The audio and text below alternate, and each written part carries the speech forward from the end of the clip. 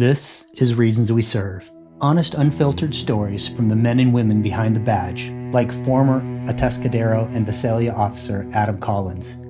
He went from Division I water polo player at Long Beach State to chasing gang members in a California city where stabbings or shootings were almost a nightly thing. And I got shot in the bottom of my bicep and kind of just filleted it. Shot me again in the, I don't know if he shot me in the arm this time or the chest, but it was one or the other.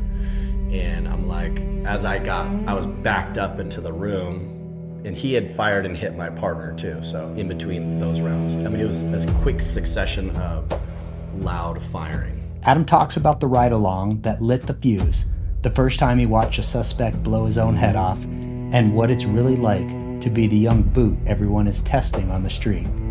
He shares how the adrenaline, the trauma, and finally being shot changed him as a cop, a husband, and a father. Because things go sideways. They always do. If you're thinking about this job, lived it, or wonder what it's like to be in law enforcement, you need to hear why he stepped into the arena and what it cost. Listen to Adam's episode on Reasons We Serve. This is his story.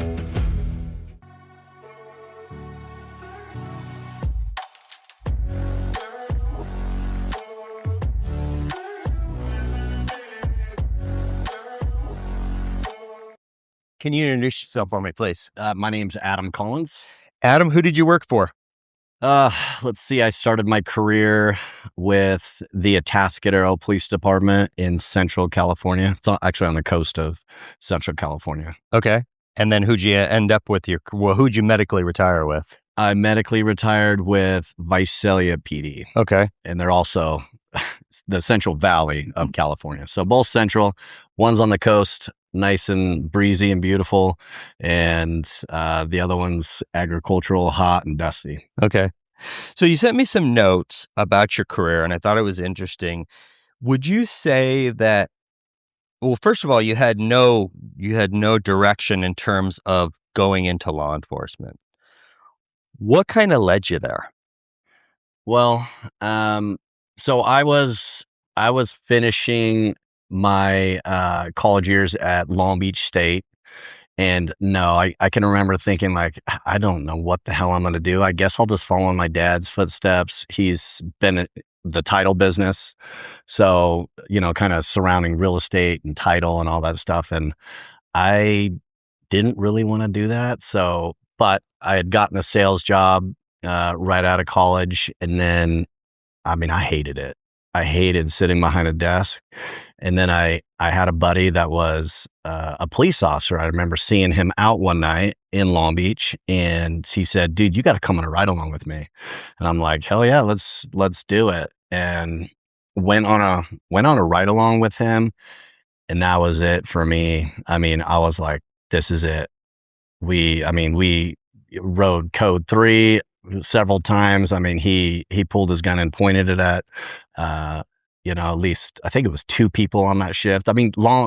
Downtown Long Beach, it was rough. So, it was just a busy night. So I just really enjoyed how he was, because I knew him as like a water polo player, and we were all just like, partiers and, playing water polo, chasing girls. That's all we cared about. Right. Yeah. So to see him like very serious and confident and having fun, I was like, okay, this is awesome. And my adrenaline was going, and I was like, okay, this is it. I find it interesting. A lot of people that I speak with are prior athletes. Some aren't. You were a college athlete? Yes. So I got a scholarship to play Division I water polo at Long Beach State. And, I was a small fish in a big pond when I went there, because when I actually went to high school in Visalia, California, where I ended up being a police officer later.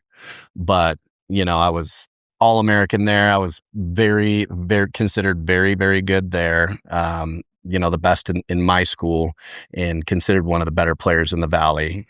And when I got to Long Beach, they grow up playing that. So I was just just kind of mediocre until I got, coaching from some of the best people in the world to do this. And with that kind of coaching comes mentality and how to persevere, how to get better, not quit. So all those things, although I thought I had those ingrained in me, they really became part of like who I was.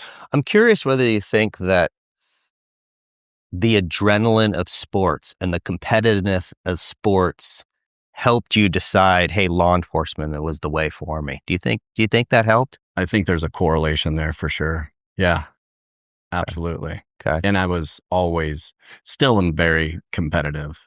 So in terms of water polo, it's a team sport, but you got to show. I don't know. Tell me how it works because I'm not super familiar with water polo. Are there captains? Are there certain positions that are more leadership roles per se? And I ask because later on we're going to talk about you getting on the SWAT team and you being an FTO. Do you think being in sports helped you in those leadership roles? Yes, 100%.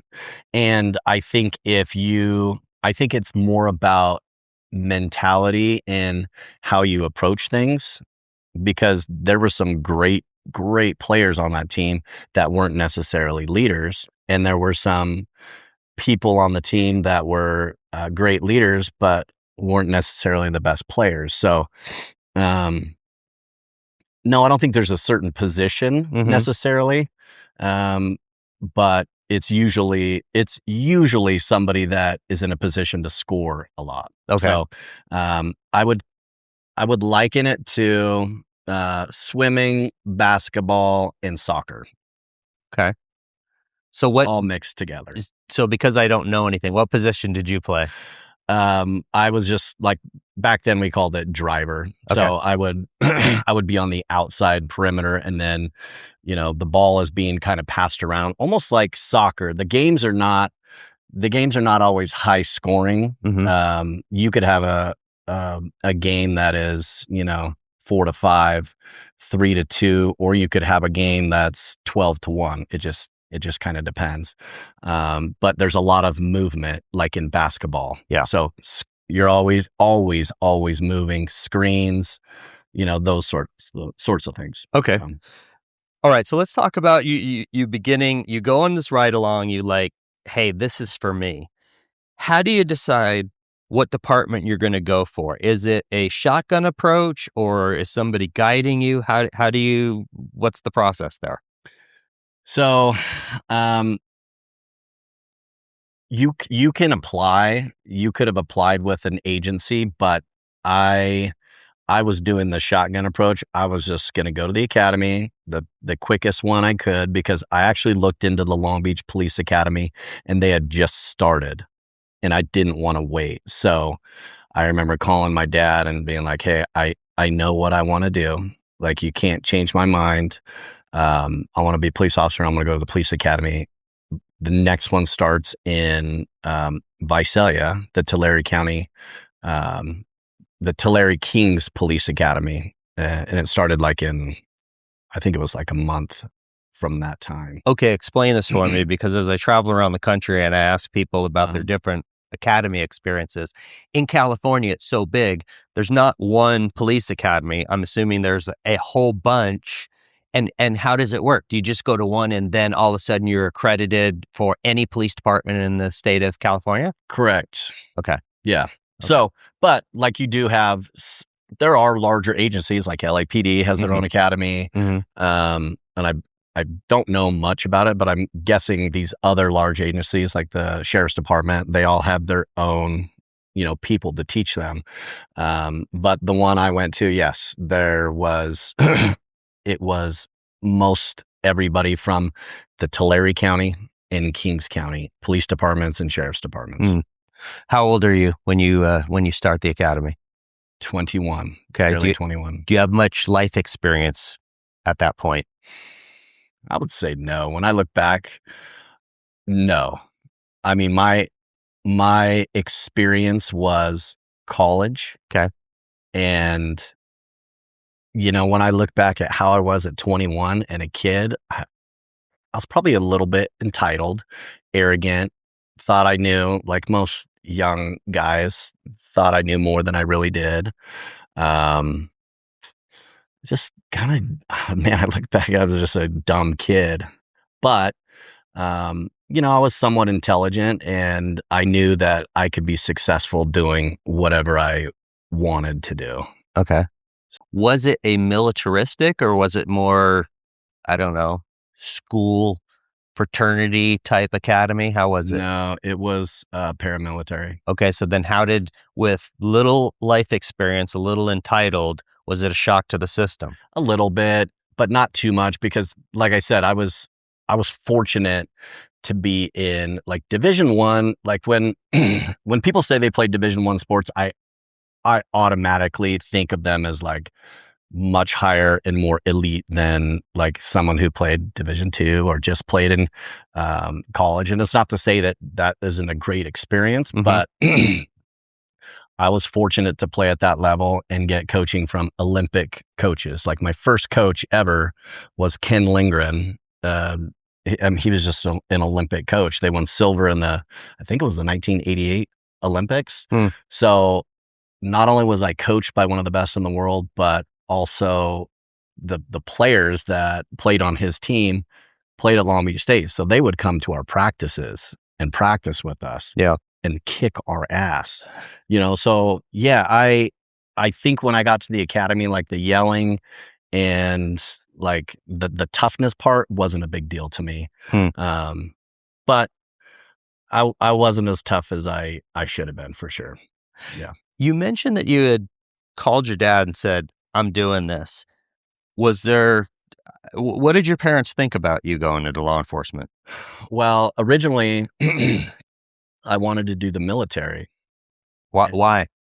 Because of September 11th. Okay. Yeah. So that was, this was all 2001, and pretty fresh. I remember telling my dad, like, hey, I think I'm gonna join. I didn't have the same staunchness that I did for policing. So even though I was kind of set to do that, they talked me out of it. Why? I don't know, probably fear on their end, if I were to ask him, but I remember having that conversation with my dad. So yeah, I don't know. Probably because he knew what was coming.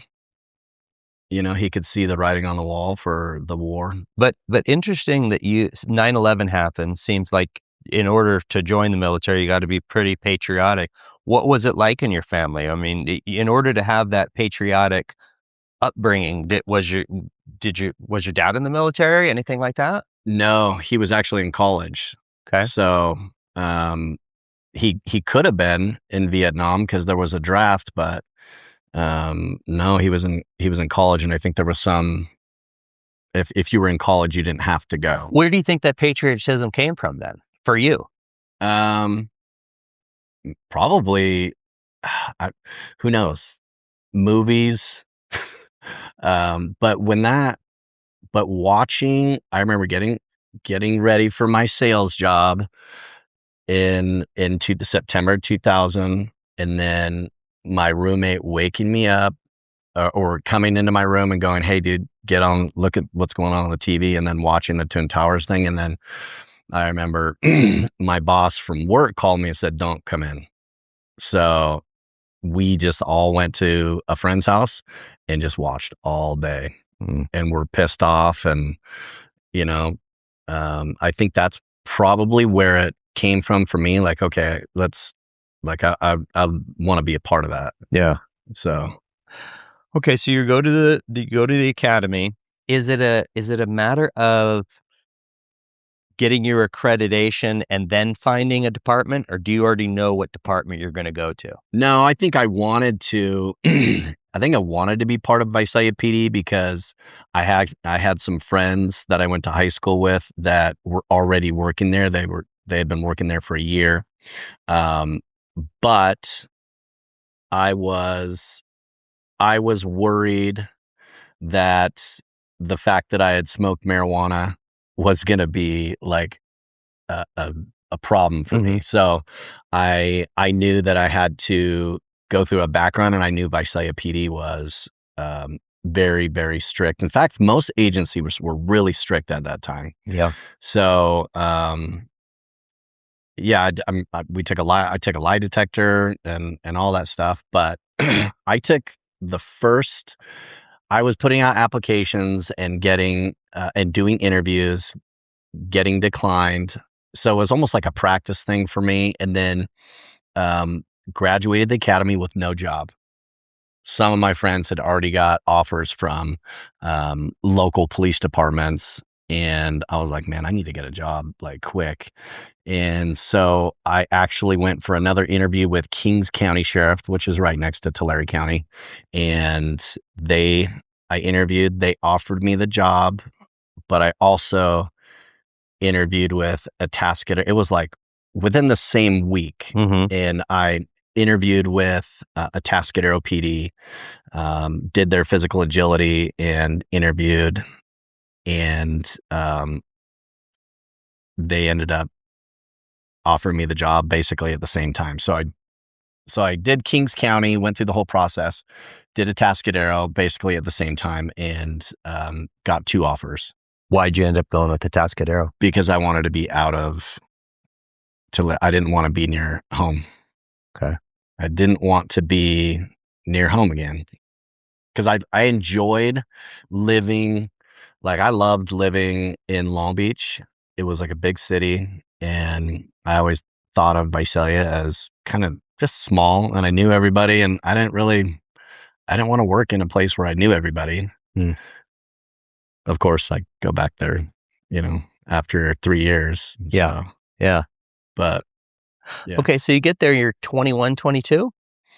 Yeah, I think I was either, I'm trying to remember. I think it was barely 22. Okay.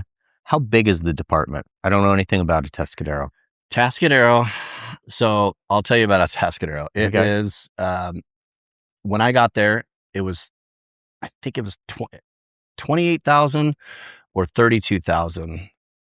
I want to say it's close to that. I want to say it's 28,000 people, if I'm not mistaken. Okay. 32 sworn from the chief down. So small. I mean, small.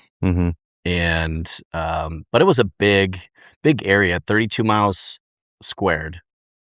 So it was a big area. It was, and I say it's on the coast, but it's about 20 minutes from Morro Bay, if you know where Morro Bay and like Pismo and all that is. So it's up the hill, kind of in a mountainous region. So it's very pretty. It's still considered the coast. And it's a bedroom community. They didn't like a lot of growth. And I'm pretty sure it's the same size now, if I'm not mistaken. So it hasn't grown at all. A lot of crime or no crime? No. Okay. Very slow. Great place for me to learn. Okay, that was going to be my question. I'm wondering what your thought is on starting in a smaller department versus like starting in LAPD. I mean, maybe you get to do a lot more in a smaller department, but you're answering call after call after call in a large department. What's your philosophy? What do you think? I think I would have been fine either way. I really enjoyed my time at Atascadero PD. It was slow. There were some nights where I'm like, is my radio on? Like, I'm gonna click it. Okay, it's on. Like no calls, 0 calls in the dead of winter, working graveyards. And I got bored after a while. I just got bored of like, okay, every town has drugs. So you learn how to do 11 550s, people arresting them for being under the influence of, mostly methamphetamine. But I had some great teachers there, some great training officers. Yeah, you had mentioned that you got trained by some of the best you could ever hope to be trained by. Yeah. What made them good trainers?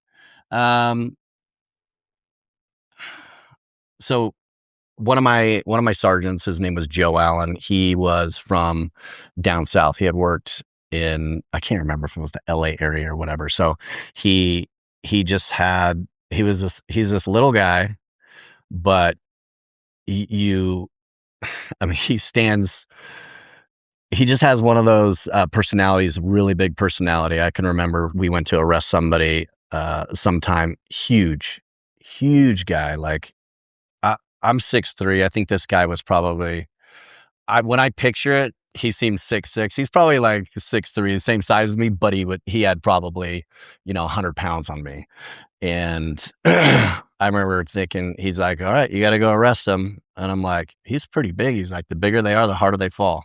So that was the kind of guy Joe was. But he kind of he was just one of the guys that took us young guys under his wing, taught us how to investigate like drugs, being under the influence, drug sales, all those things. He loved that where he came from, and he kind of brought it to us. Well, so it's interesting. You had a real people took a leadership quality to kind of teach the younger guys, as opposed to, I don't think you got this. I've talked to other people who do have this, where the older guys won't even talk with you. They're like, you got to prove yourself first. And it doesn't sound like you had to go through that. No, I did. Okay. I did. And yes, so there is definitely that. I don't think that gets missed anywhere. The pecking order and hierarchy is very important in law enforcement, and at both those agencies. Like Atascadero was very professional, and no, I got called boot. I was called boot for my whole time in training, and maybe a little bit afterwards. So no, I mean, you definitely have to, they put you in situations and they want you to, or expect you to do what you're trained to do. And when you're a 21-year-old kid and you only been in, 4 or 5 fights in college, this is a whole different ballgame. So you're arresting people that don't want to go to jail. You're getting in fights. I was scared. I was a scared kid. I'm not afraid to admit that. Mm-hmm. And I carried that with me, but I feel like it helped me. It helped me learn faster and become more confident through all those experiences. And they definitely as training officers, they did a hell of a good job finding things for us to get that experience and get better. At both of those departments, did you go through the same thing that a lot of guys go through, which is, once you get into a fight and prove yourself, then you're everybody looks at you okay? It was the same type of thing? 100%. In fact, when I went to Visalia PD, there was a certain incident. It was within the first couple weeks. I was in training with my training officer, Mark Gonzalez, and I remember we got sent to a 647F drunk guy. Mm-hmm. Causing a disturbance, and we get there and he's ready to fight. He's not going to jail. And I remember Mark just saying, he's like, all right, go get him.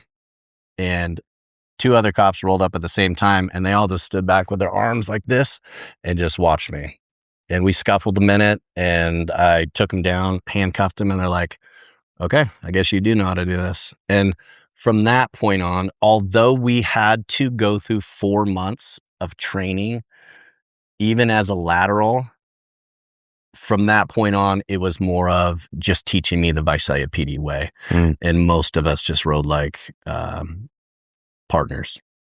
So I got to think your D1 college sports experience kind of helps you with a little bit of confidence, a little bit of, if I have to fight somebody on the street, I'm in enough shape. Did you have any background in martial arts? Did you have any? No. Nothing. Nope. I had no background in boxing, martial arts, anything. So then tell me how you deal with, like, let's just say your first fight that you've got to wrestle somebody to the ground. How do you deal with that mentally? You have a little bit of confidence, being a D1 athlete, but how do you approach like your first fight where you're like, oh crap, I got to do something with this guy? Scared. But I mean, that's courage, right? Is going into something knowing that you're scared, but it needs to be done, and you got to do it. And no, I mean, gosh, my first fight, I really don't remember it, but I'm sure it wasn't pretty. I'm sure I didn't look good. You know, all those fine motor skills that you need to put somebody in handcuffs when you're fighting them, they're just not there yet, unless you have that background. I didn't have that background, so. But So- you get better at it. Yeah, I was going to say, so it gets better, like anything, gets better after time, just repetition. Yep. When you're with Atascadero, I keep thinking I'm going to mispronounce that. Maybe I am, but That's it. okay. How long is your FTO program? Your field training officer? 4 months. 4 months. Okay. And then small enough department that once you're on your own, you're in a single man car. That's it. Okay. How is that first day in a single man car on your own, no FTO? Awesome, man. I'm like, getting all my stuff. Like, we shared cars at Atascadero PD as opposed to Visalia PD, but I remember putting all my stuff in the car and then, driving down El Camino Real, which is the main drag in Atascadero. There's this line of shops, and they're reflective windows. And I remember driving by and looking at myself and thinking, man, that's so badass. It's so, so cool. So yeah, I mean, to be a police officer, everybody's like, I really want to help people. And I did, but everybody wants to look cool, drive fast, carry a gun, chase people and get in fights. And that's what I want. That's what I wanted to do. So, and to see myself in a car by myself, I was like, it was pretty cool. Good feeling. So when you're with Atascadero, you're with them 4 years, about somewhere like? No, closer to 3. Okay, 3 years. Do you ever become comfortable on patrol? Or if you do become comfortable, how long does it take for you to feel like, hey, I got this? Gosh, man, that's such a long time ago. In looking at my skill level and knowledge base back then, I was a lot more confident than I should be, and a lot more comfortable than I should have been. Because you really you don't have the call volume to give you the experience needed to be a good cop. Did I think I was a good cop? Yes. But I don't think I was. Like, if I had to judge myself as, like 1 to 10, no, I look back and it was like, maybe a 3 or a 4. I mean, I was just a kid. I was a kid. And it's kind of scary to think about that we have young people, 21 years old, 22 years old out on the street. Now, are some more mature than others? Of course. But I look back at myself and think, holy shit, man, that's crazy. Yeah. I'm curious what you think makes a good police officer.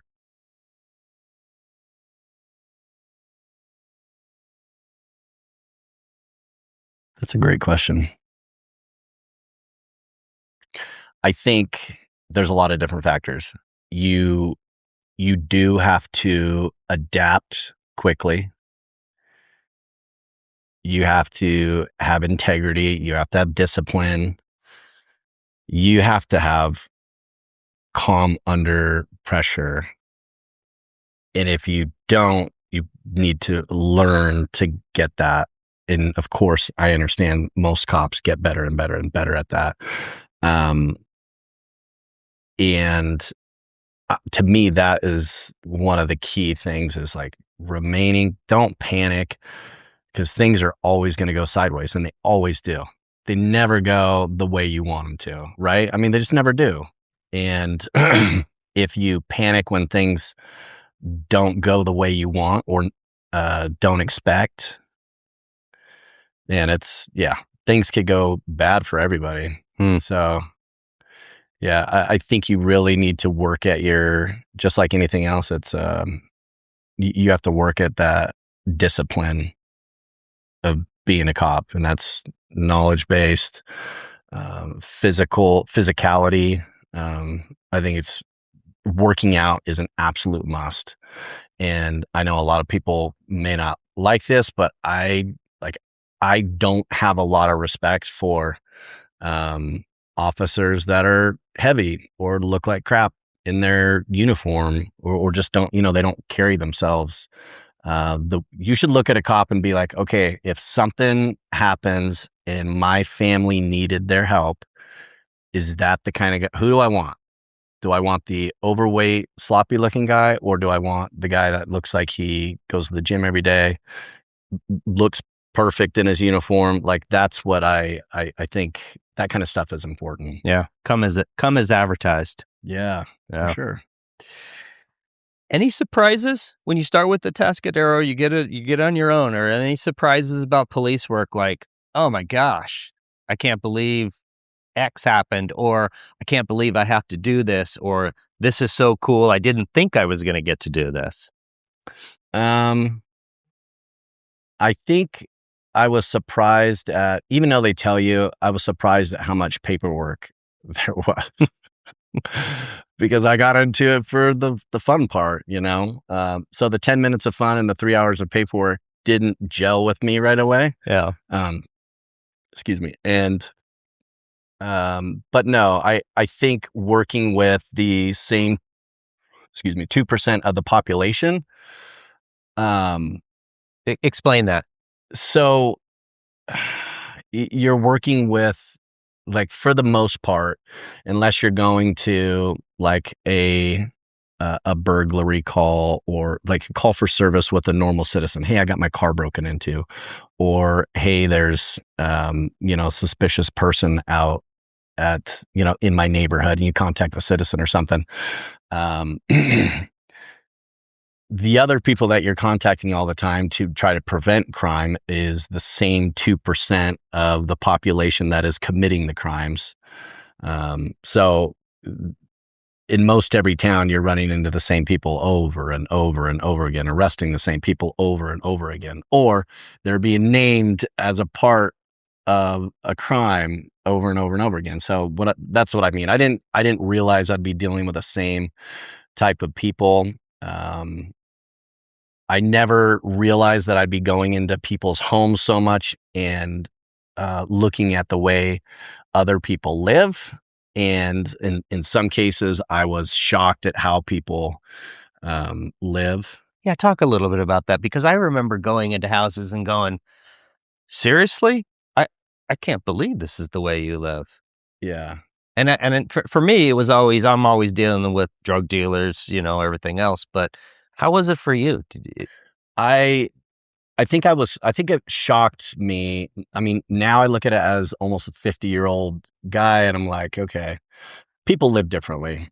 But uncleanliness and like things, when I would see kids in like just the filth, and you can tell that the parents hadn't bathed them or changed their diaper, all this like just crazy stuff that I didn't think people lived like that in like complete filth.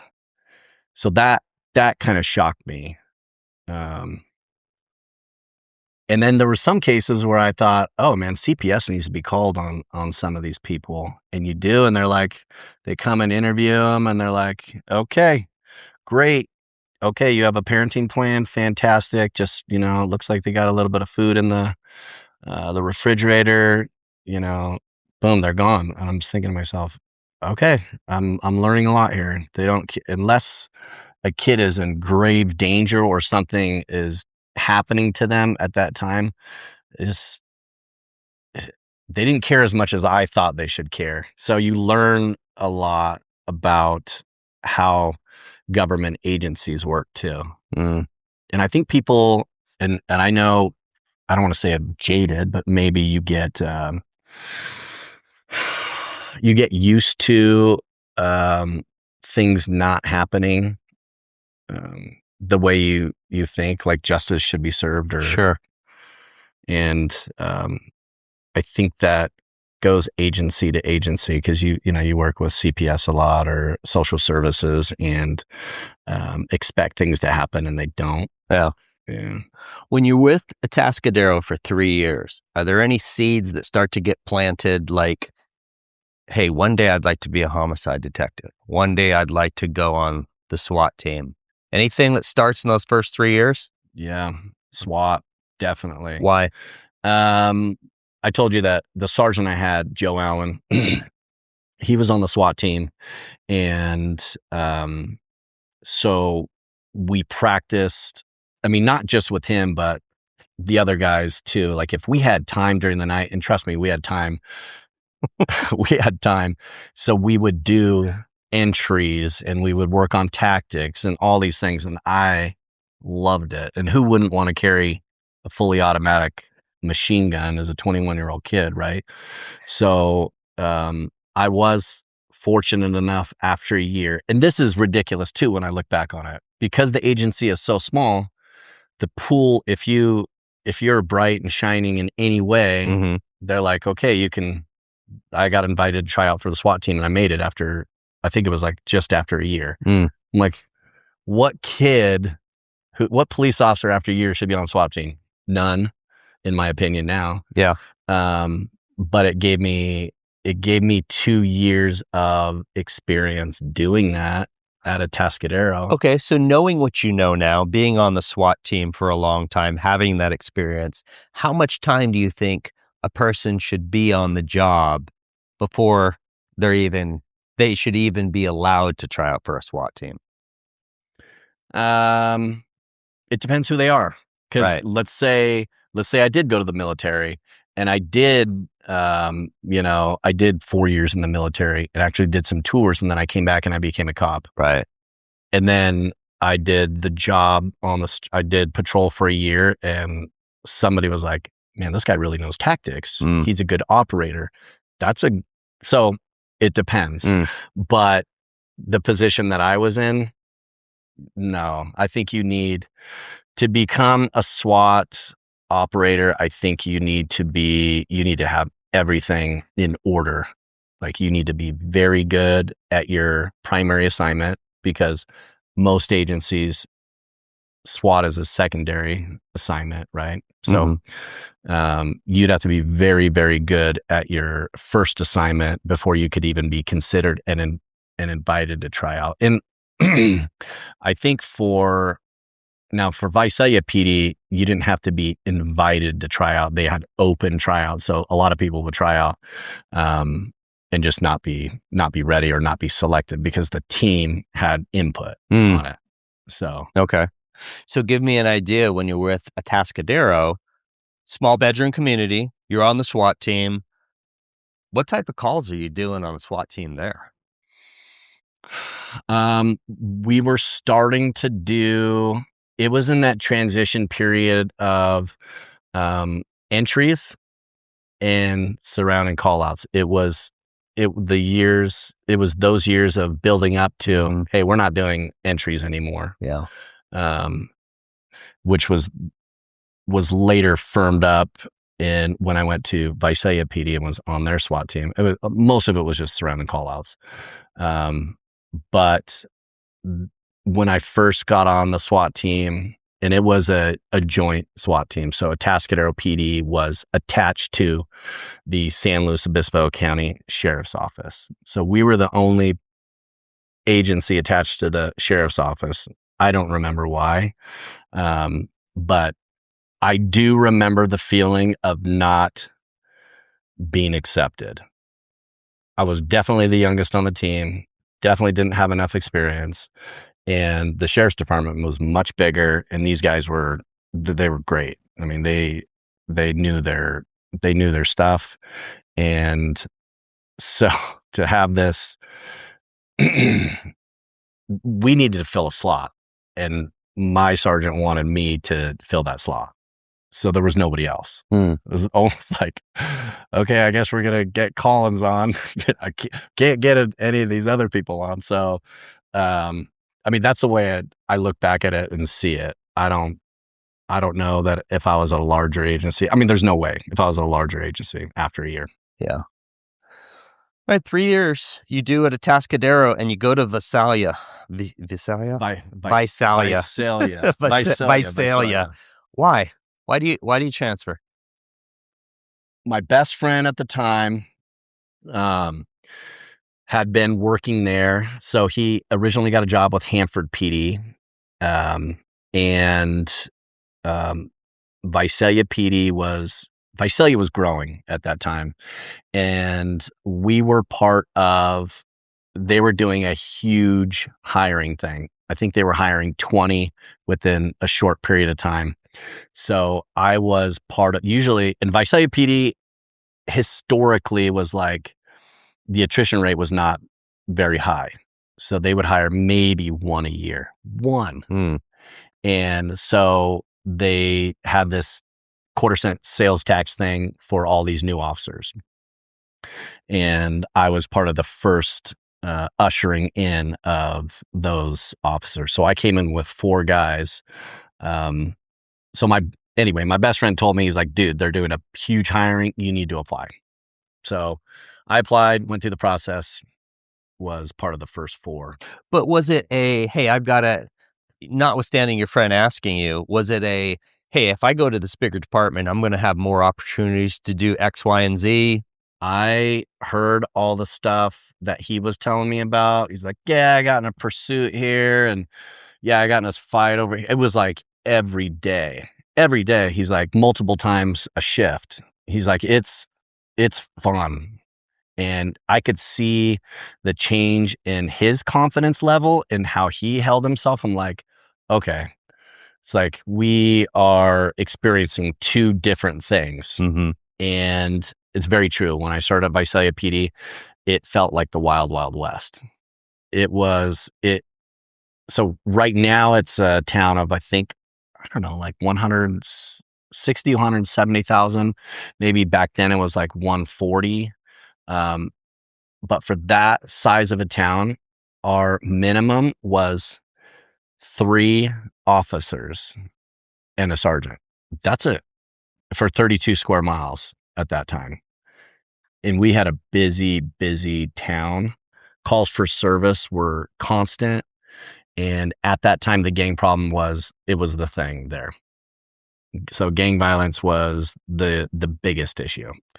So you said that Visalia was where you found kind of your calling. Why? What was it at that PD? What was it in the type of work that you were doing where you're like, yeah, this is why I'm a police officer? Well, it provided everything that I wanted as far as adrenaline, I think. And no joke, when I started there, there was a stabbing or a shooting or multiple almost every night. So, and it was such a shift from being in a quiet suburb community to going to this big city, which I lived in and didn't know any of this stuff. When I lived there and growing up there, I was oblivious to this, but which I think is interesting because I think the public doesn't realize that. No, I realize that and recognize that now, which is a good thing, right? You kind of want the public. Ignorance is bliss. Ignorance is bliss. And I think now with social media and all these other things, you don't really have that. And there's a lot more. I mean, as you know, as time went on from, I don't know, 2010 on, the amount of scrutiny and criticism just increased. And I think a lot of that had to do with social media. Right. It's not often that they would show a great thing happening on social media or a cop doing their job the right way. It was usually the opposite, an officer messing up. Yeah. And, what do they say? It's like you could do 10 great things, but if you do one thing that makes us look stupid or it's illegal or whatever, we look like crap. Yeah. So it sucks. Yeah. When you're with Visalia, Visalia. you become a field training officer, you get on SWAT, and you become a gang detective. What drove you to those positions? Well, backing up to Atascadero, again, I got those opportunities because it's a small agency. I was somewhat intelligent and I caught on quick to things. I was given the opportunity to do field training, SWAT. So I had those beneath me there, and I really enjoyed it. Not to say that I should have been teaching other cops, being that young, but it it definitely led me in the direction of leadership and wanting to train. And to this day, training, I loved my time in gangs, loved my time in SWAT, but training people was the most fun and the most rewarding thing that I ever did. Where do you think your leadership skills came from then? Because you start off as a young kid, essentially. You're not super old by the time you get over to this other department. You become another field training officer. So where are you learning your skills? Started with my dad for sure. Okay. My dad, ever since I was a kid, he was a manager or vice president or president of these title companies. And in fact, he even started his own company at one point, so owned his own company. He just always had a way of leadership and then passing that down to me. I don't know that I always took those lessons as a kid, but they were in my brain somewhere. And then playing sports really helps. Usually when you have a little bit of talent and you work hard, and you get to be like in the position of captain for like swimming and water polo, like my junior and senior years, I was a captain. So I was put into these leadership roles. And even at that level, I can remember my high school coach, Mark Wagner, great coach, both swimming and water polo. He would put us in those positions and like let us lead and see how we would do it. So it wasn't just telling us what to do. I mean, he really gave us the opportunity to shine. Besides your dad, and I'm assuming from some of the other officers you learned from sports, do you think you had any innate ability to lead?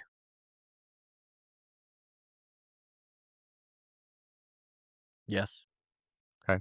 I always ask. Yeah, guys that are in leadership positions, I want to know. Yeah, I think some people are, I don't want to say born with it, but maybe, I mean, how much of it is genetics and how much of it is growing up and learning in your environment, and then taking to those experiences and helping other people with it. That's all it is. That's all leadership is. Yeah. So in terms of, I think it's fair to say your FTO position, I think that was your best position. You like that one the most? I really enjoyed it. I will say that. But the most fun I had and my most memorable times are definitely in the gang unit. Okay. I mean, that's a tight crew. What kind of gangs are you going after in that town? So California, we were right in the middle of the state. Yeah. So it's right where the northerners, the norteños, the northern Mexicans meet the southerners. So we had a lot more norteños, but it was it was a violent time. A lot of shootings. Who gave you the worst problems? Which gang was the maybe it was one because you just had more of them, but was there any specific gang that stood out to you going, God, I hate dealing with these guys? I don't know if I hated dealing with them, because we were assigned different gangs. Like we also had a small faction of Crips in our town. I think we had like one or two Bloods, but it was like mostly Crips. And we also had Asian gangs, which were Crips. But norteños were the most prevalent, and I think just by volume gave us the most trouble. You had mentioned that you got into several Not you, maybe not you personally, but you were involved in several officer-involved shootings. Tell me about some of those. Was it you in particular, or were you just there as these shootings are going on? And how did that affect you? Because it gets later on, as we're going to talk about what happened to you, I want to know if this was a compounding thing that played on you mentally. I think looking back at it now, yes, it probably did compound. The whole job compounds, and all the incidents that you see and experience, it does compound. I realize that now, but you learn to deal with it, right? And you're very good at compartmentalizing things, and you become really good at numbing to those things that would normally be very traumatic for the normal civilian or the normal person. Yeah. Because you see it so much more. Anyway, sorry. Yes. So I was involved in two shootings myself where I fired. But the ones that I think about, like, I want to say it was the first 2 weeks that I got to Visalia PD.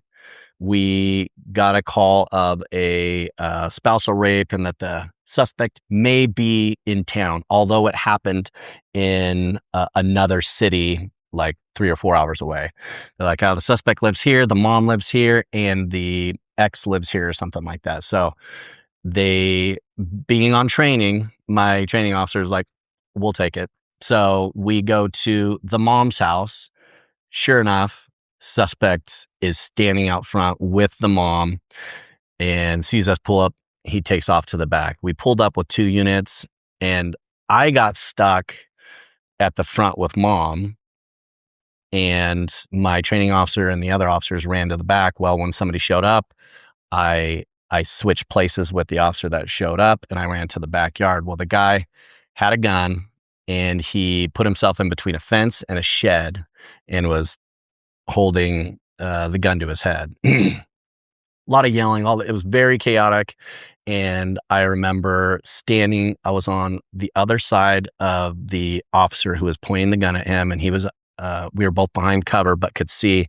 And then I just saw him blow his head off. And that's the first time I had experienced like a shooting in that kind of close proximity. And it was wild, like, but adrenaline wild. I didn't think like, oh, that was really terrible or gross, or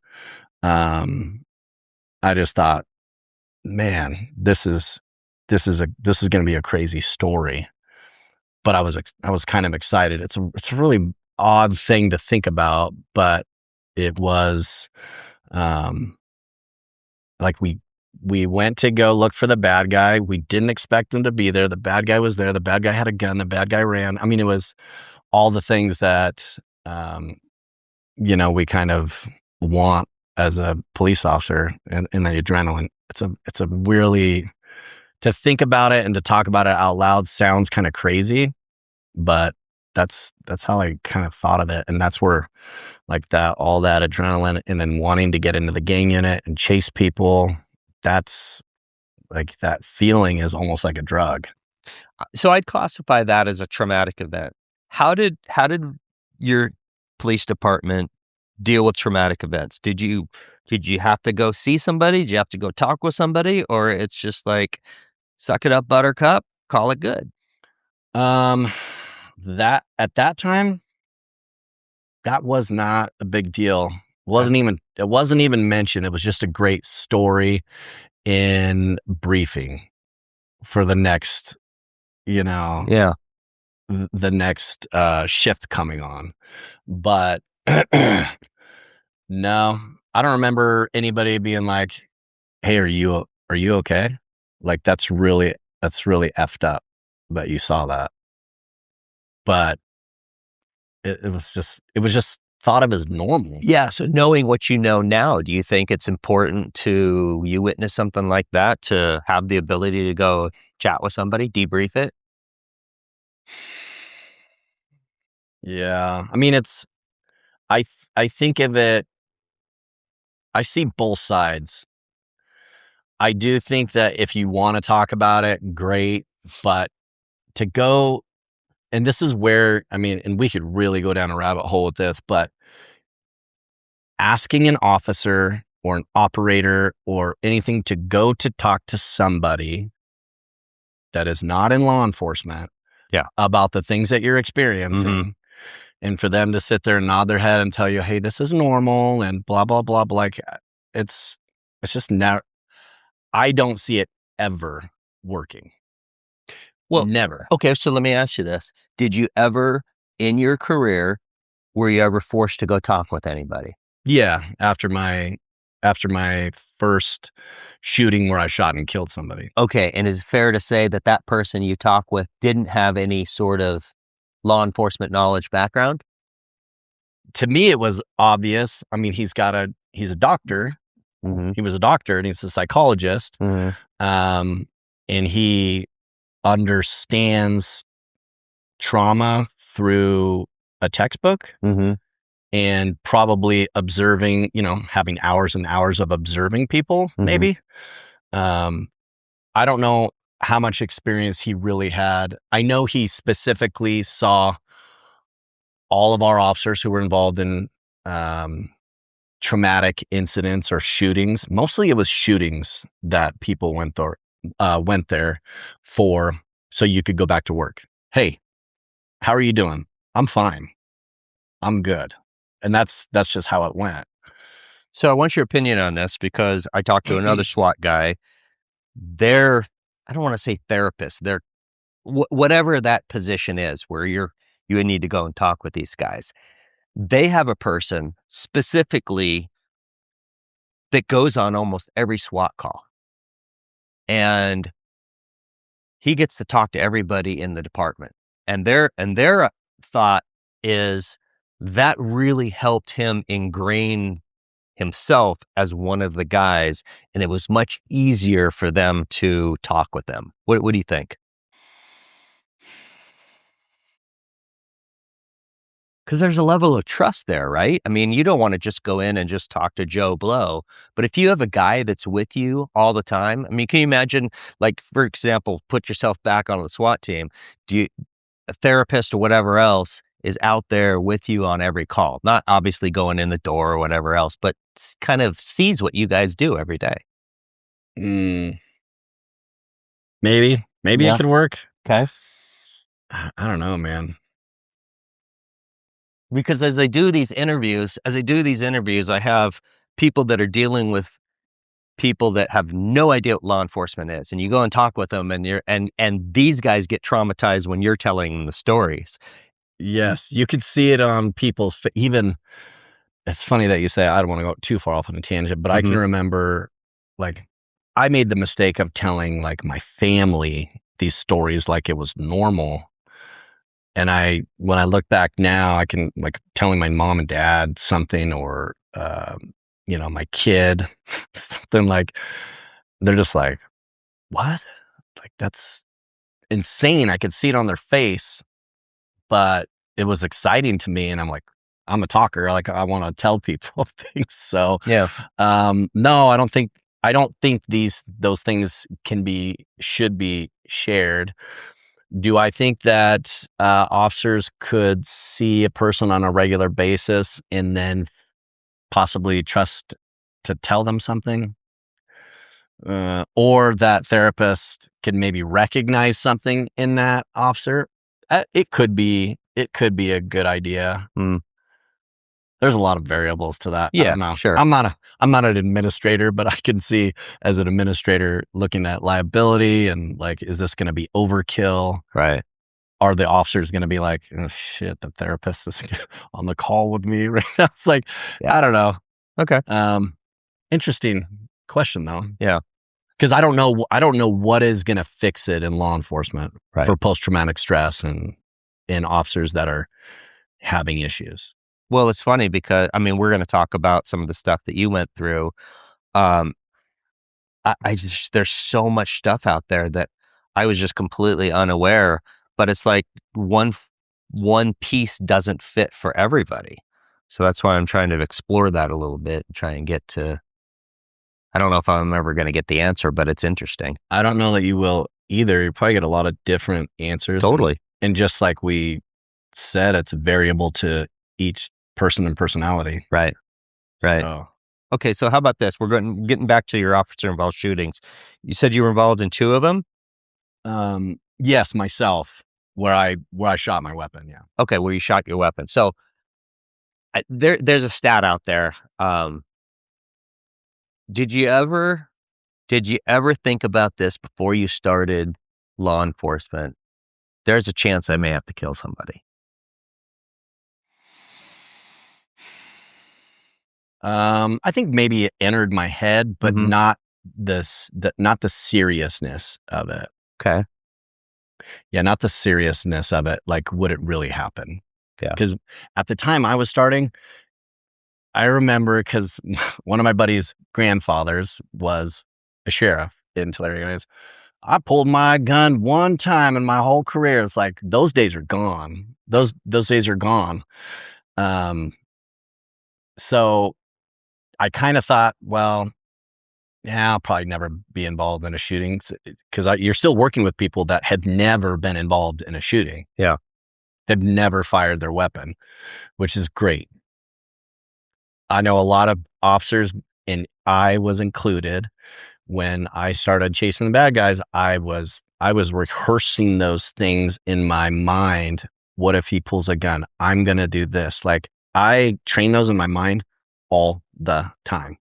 And then when you do that with also doing your firearms training through the department, Mm-hmm. and you have a good training team there that thinks of those things. Like I will say Visalia PD's ranges, our range days were awesome. The SWAT trainings were awesome. Those are the things I credit. One, I credit all the training that I got from my training officers, but the training, man, is if you discipline yourself like that and you get in those situations, I feel that my training is what saved me. So, as you said, most officers, even today, I think there's a small percentage of officers that are going to pull their weapon and actually fire at somebody. But there is a stat that says once you do that, you're X times more likely to get into another shooting. Do you think in your case that happened because you're in the gang unit and you're always dealing with these shitheads?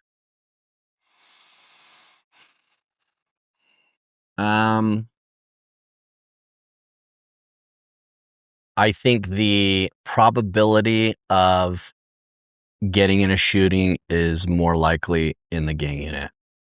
And after getting in, so the funny thing is, right before I got selected to go into the gang unit in 2010, there was a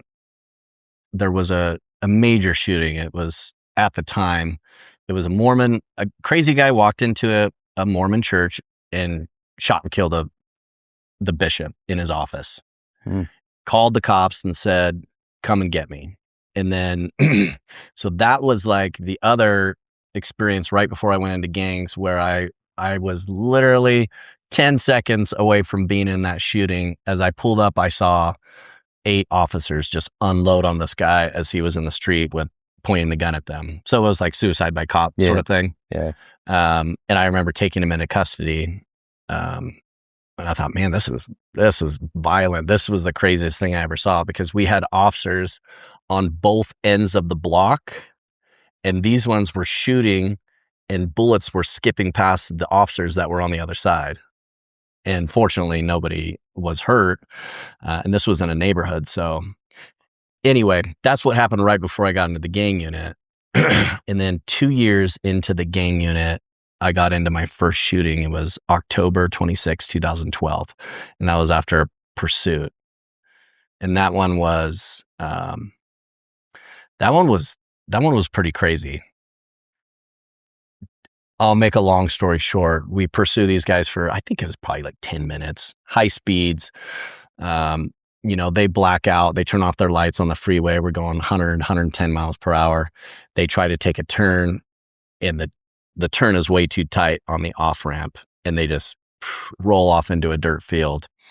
and there was two of us that pulled up at the same time, a canine officer and me and my partner, my gang partner, Dirk Alfano, and just dust car. You can kind of see bodies. So we start running to the car because I personally think that, I mean, it rolled over a few times. I thought, okay, somebody's going to be ejected or dead. Somebody's got to be hurt pretty bad. Well, when we start towards the car, we just start hearing shots being fired, and I can hear whiz past my head, and we just talked about this. My buddy Daniel Roberts and he goes, yeah, you said, he goes, oh shit, they're shooting at us. I guess I said that. I don't remember saying that. But we immediately returned fire. I saw there was 5 people in the car. We found out later. I only saw one guy, and I saw him turn towards me, and I saw a flash, and his head as he turned was huge. It was enormous. So that was like my sight picture. And when I was looking at him, I started firing, and I thought, oh, he disappeared. I thought he disappeared around a building. Well, I come to find out I had hit him in the back of the head, and he just fell there. They found 2 guns, like one underneath him and one to the side of him. But we all looked at, all 3 of us got in a shooting, and we all focused on 3 different suspects, and they all were, I think one of them might have been, one of them might have been unarmed, but they were all in the same car, and we couldn't see exactly where the shooting was coming from. Mm-hmm. But anyway, yeah, so that one was kind of what made me feel invincible. I'm like, okay, we just survived that. And it was like, holy shit, did that just happen? And it's like, you kind of go like, hey, are you good? Are you good? And then it was almost like a bit of excitement, that we survived that. And so that was another adrenaline rush, So I feel like after that, it made me feel, I think I was 36 at the time, 35. And yeah, that experience is one of the most memorable things that has ever happened to me besides my next shooting. Mm-hmm. Yeah. But when somebody asks me, do you think that has anything to do with your PTSD and stuff? And I'm like, probably. I mean, that's not a normal thing to experience. Did you have any residual from killing a guy? Meaning feelings of? Yeah, I mean, did you? I slept like a baby. No, it didn't bother me one bit. In fact, I was pissed off. I remember being pissed off that they would even attempt to kill us or shoot at us. Yeah. I remember being like, yeah. Yeah, it pissed me off. It pissed us all off. So, but, and then, a few years later, we got sued in a wrongful death. So we had to go through this thing again. And I still look back at me being in my mid 30s, like this kind of a immature man. And instead of just understanding that this is part of the process, and this litigation is, what happens in litigation, and they're probably going to pay these people out, and it's all, a numbers game for them. Me and my partners didn't see it that way. We thought, this is bullshit. Why would we give them money? Let's take this to court, sort of thing. It's 100%. We don't even think about it. 100%. Yeah. Because I would think the same exact thing. Why are we giving these guys any money? Let's just make them eat it. Right. Yeah. All right. Well, let's talk about your 2013 shooting. Because this obviously results in you kind of, essentially ending your police career. So what happens? So this is about 6 months, literally 6 months after my last shooting. So I mean, we had a good reputation. Everybody at the department was like, okay, these guys, if me and my partner are getting involved in something, like, let's go. It's going to be fun. Most people thought that. Okay, so let's talk about that. Let me ask you a question real quick. When you say you and your partner, are you always rolling around with the same guy in the same patrol car at this point? Yes. So it's sort of like a LAPD thing. Yes. So we always rode double. Always rode. I can't remember I think it was a boy unit or X-ray unit. I can't remember. But when you're always rolling double, you're always rolling around with the same person. Yes. Okay. Dirk Alfano was my partner. We went to high school together, except for he was a football player and I was a water polo player. We weren't really close at that time, but we became very close as partners. Very good friends. We're still friends to this day. Don't talk as much as I'd like, but we both are busy. I mean, he lives in California. He's still working in the gang unit, believe it or not. Wow. Okay. I mean, the guy, there's no better partner. There's no better operator. I mean, he's just, when I look back, he was a great partner. But yin and yang, we were very different. Very different. He was very particular. I'll even call him anal. Do you think that helped you on your work, being yin and yang? Yeah. Absolutely. Yeah. Yeah. Interesting. Mm-hmm. Okay. Yeah, we had some good times. Okay, so 2013, what happens? So him and I were on just our normal patrol. We were checking out a highly high volume of gang activity, gang neighborhood. We were driving through that neighborhood. We see a car, and as we pass it, these guys were like, if we don't look at them, they won't see us, sort of thing. We're like, but we could see, that they were wearing red clothing, so it was possible. So when we turned around, we found some PC and went to do a stop. They immediately pulled up into a driveway, and the driver got out and started walking to the front door. When I got out and started calling him, he immediately took off running over fences. We called out a leg bail, and it was during a day shift. I want to say it was like maybe 1:00 in the afternoon. I remember it being after lunch. So maybe like 1:30. So there was a ton of cops out there. We had 2 different shifts. All the normal like detectives were working that day. So we had a good perimeter very quickly, and we knew that he was in this 1 block radius of probably like 5 or 6 houses. And because when he hopped the fence, I kind of got up there to look. I was like, the other side was not a great landing area, and I knew we had people on the other side. So I just called it out. I came back to the car where my partner had detained the other occupant. So we talked a little bit with him, but eventually this guy broke into a house. We didn't know this, but we had got it while we were on the perimeter. We got a 911 call from hysterical mom. She's carrying a baby. She's out in the street. I see her being interviewed by another officer.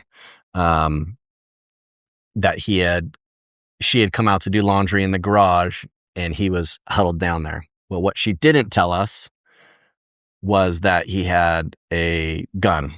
He had his gun, and if she would have described it, it would have been a large revolver. But we didn't know any of that. And we believe that based on her call and what she told us, that he had moved on to the next house.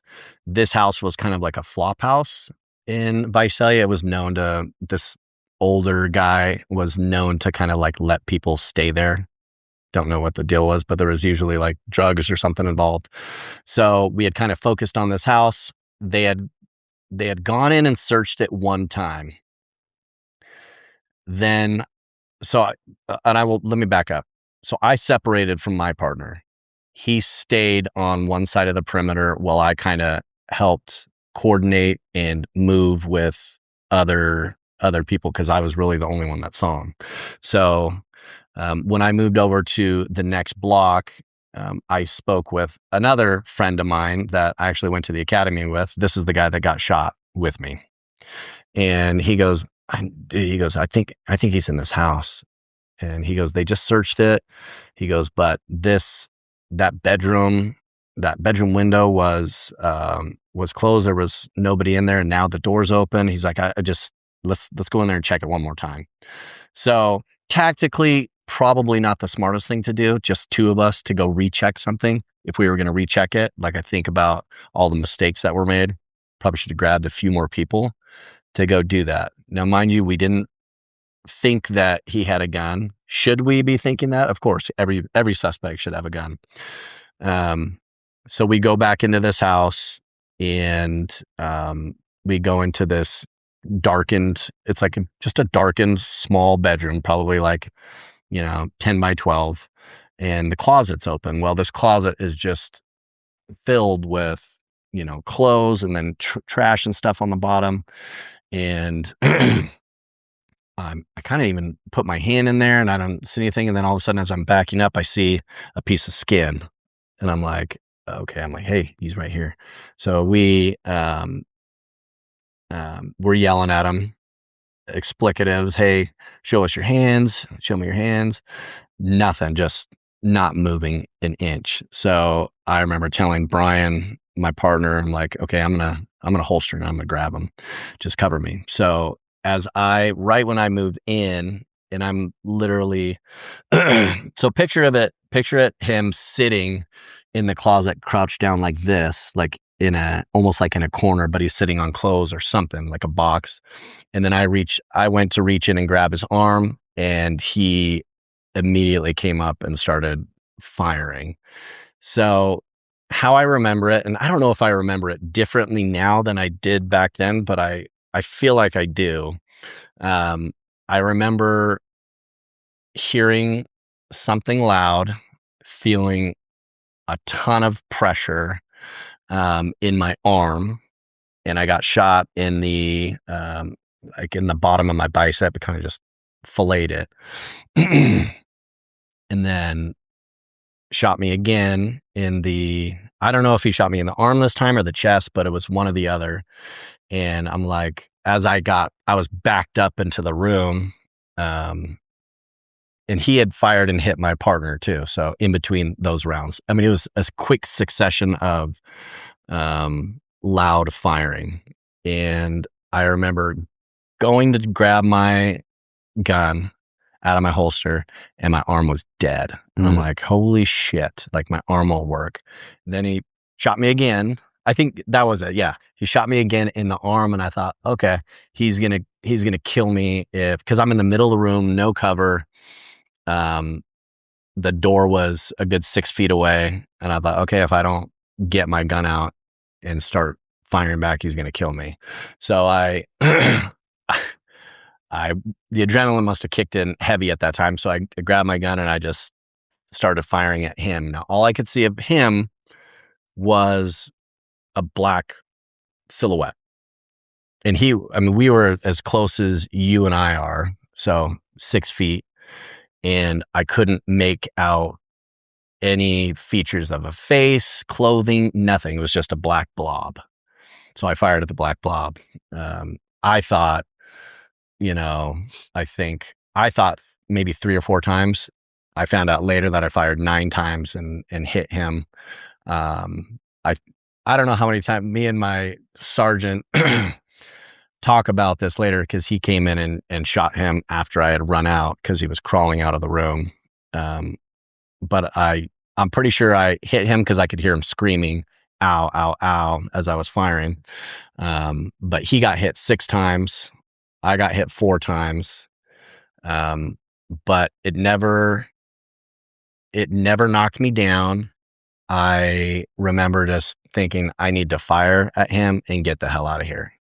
So, when I did that, I ran past my sergeant who was coming in and telling him, hey, this is what happened. And then I heard a couple more rounds go off as I got to the street. But I was able to get on the radio and tell somebody to come pick me up. Okay. I got some questions. I know there's a lot. I know that was a lot. And I feel like I rambled a little bit. No. I just, okay. So tell me, boy, you get shot 4 times. Okay, let's focus on you for a second. So you get shot 4 times. Your arm is kind of filleted, just hanging there. Somehow the adrenaline kicks in enough that you're able to draw your weapon and fire. Back when I started, there was this whole shooting that happened with the FBI in Miami, and one of the guys got shot and couldn't draw his weapon with his right hand. Did you guys ever practice? And I know this is a total side that Yes. Practice drawing with your left? Yes. Absolutely. Yes. Mhm. That ever come into it happened so quickly. Do you ever think about that, or no? The adrenaline just kicks in. You're able to grab your gun. At that time, that never crossed my mind. Okay. I remember trying again, and I was able to do it. What I forgot to tell you is when I did bring up and I leveled off on him to fire, he shot me one more time, and that went through the armpit all the way through the back. You know, it's funny, my wife and I were talking about it the other night. And she's like, she's a PA, she's a physician's assistant. She's like, looking at where you got shot, how you got shot, she's like, lungs are so big. Like the fact that it didn't hit your lung and collapse your lung, or like hit your heart, or a bigger artery. She's like, it's insane. It's crazy. She's like, it's definitely God. It's a God thing. And I didn't believe that at the time, but I believe that now. Do you get hit under your armpit where the vest isn't covering? Then it goes through. Yeah. So I got hit right in the metal plate on one of them. And I don't know if I had my hand out or whatever, because it shot the tip of my thumb off. It grew back, but it took a while. But I think I must have been like this or something like that. So it's a 357, right? Yeah, 357 mag, like about that big. How did that, if you remember, how did that feel getting hit in that vest and that steel plate? Like a sledgehammer. Yeah. Like somebody hit me with a sledgehammer. Pressure, the most pressure I've ever felt. But I will say this, it didn't, it's gonna be weird to say, it didn't hurt. Adrenaline's crazy. It didn't hurt. I knew I had been shot. I knew I was in grave danger.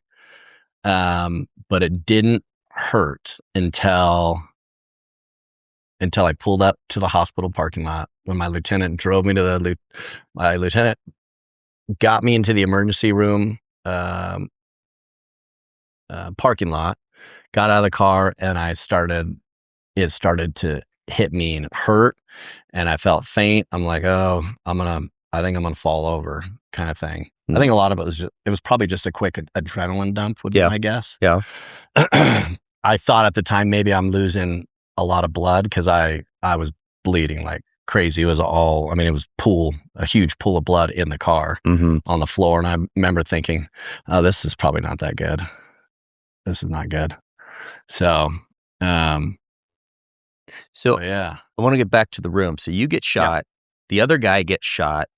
I think you said something about him crawling out, getting out of that room. You still in the room, but as he's crawling out? No. You both the suspect. Are you talking about my partner? Yeah, your partner. My partner was standing in the doorway, so he was fortunate enough where he just kind of got shot in the shoulder and was kind of able to escape the situation as it unfolded that quickly. And I just got stuck in the room. How do you end up out of the room, and then your sergeant comes in, shoots the guy a couple more times then? So picture it as a hallway about maybe 15 to 20 feet long, and it's a bedroom at the back. Okay. And when I was in the room, the closet was in front of me and the door was to the right. So when I returned fire, it was moving towards him. And then as I fired my 9 rounds, I was escaping to get out. That's something that I think about too. I'm like, I probably would have been fine to just stay there. But I didn't know. One, I didn't know he had a revolver. Mm-hmm. So, but I should have stayed there and killed him. But I think survival and adrenaline, all that stuff just took over as it was just a survival instinct to get out. So I'm curious. I was involved in a shooting where guys, 44 Magnum, huge gun. As this is going on and he's shooting you, do you consciously realize, yeah, this is because I'm assuming you're carrying a 9. No, we carried a SIG 40 cal. Okay, SIG 40 cal, but the sound has got to be different coming from his gun versus your gun. Yeah. It was loud. Do you go, holy shit, what's this guy shooting me with? I don't know. I don't know that I thought, well, what caliber is it? No, but just the sound is different, right? I mean, it was very loud, but I had been in a shooting before and not heard the shots at all. Like my first shooting, it was like, yeah, I heard the shots at me, mm-hmm. but I don't remember when I fired, a full mag. Yeah.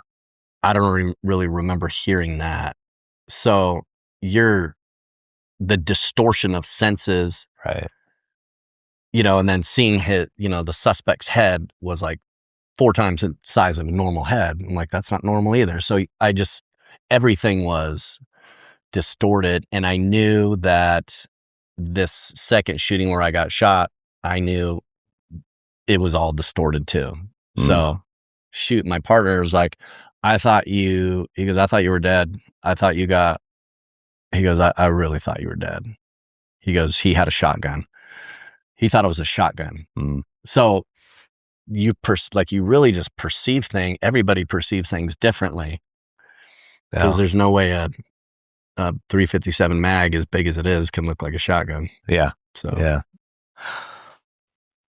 Okay. How does this? Obviously, the shooting takes a toll on you, right? I mean, how did you realize? The notes that you sent me. Look, you said you struggled privately with PTSD, surgeries, addiction, trying to rebuild your life after this.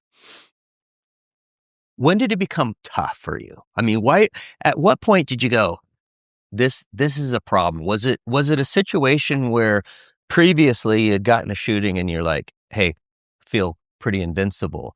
Was it a matter of all of a sudden it hits you that, shit, I'm not invincible? Was that the biggest factor that kind of led to the PTSD? I mean, what do you think? Shooting? Oh yeah. Yeah. Absolutely. Yes.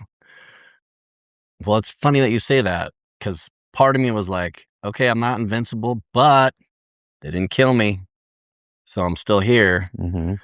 And I can remember a lot of even my friends were like, dude, you, like, man, this is good. Like, you can medically retire. There's nothing to worry about. I'm like, what are you talking about?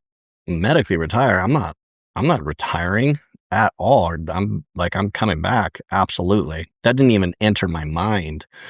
Probably should have. But I just, yeah, immediately the following weeks, it was very, like, the nightmares started very quickly, and they persisted for a long time. Long enough where I didn't talk about it anymore, or and I never really told anybody. But sleeping was horrible. And then I was definitely hypervigilant, and I could get overstimulated very easy. When I finally went, a thing that pops out in my mind is when I realized, like, oh shit, things are really different now. Like, I'm wired differently. Is I went back to work after like 8.5 months, and I went back to the gang unit, and I remember we drank a lot of Monsters back then. So I remember getting a Monster and I was ready to go hit the street with my partner, and I thought I had put my monster on my desk and it disappeared. So I was like, hey, who the F took my monster? Like, this is ridiculous. Like, stop messing around. And I kind of like was way over the top about it.